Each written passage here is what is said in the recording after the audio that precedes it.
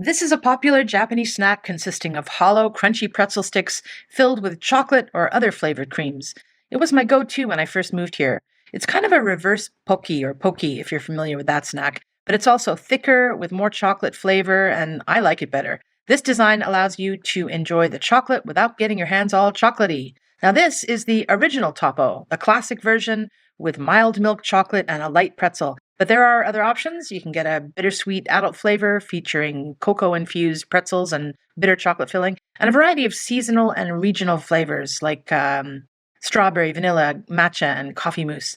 And this is the typical one-go packaging, a wee box containing 2 individual bags. Let's open it up. There you go. You can see your 2 little baggies here. Love the way these are designed. So easy to just tear open. This, is your dissected stick here. Let's try.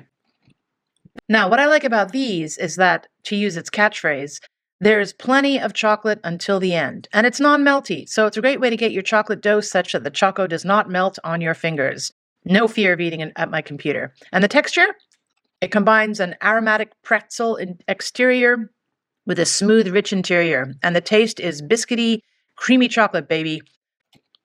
This snack is so popular that there's even a Toppo Day in Japan, October 10th, because the sticks look like 1 and O.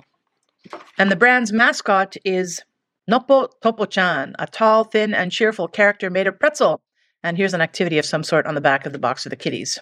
Yes, so a long-standing favorite of mine, and I recommend.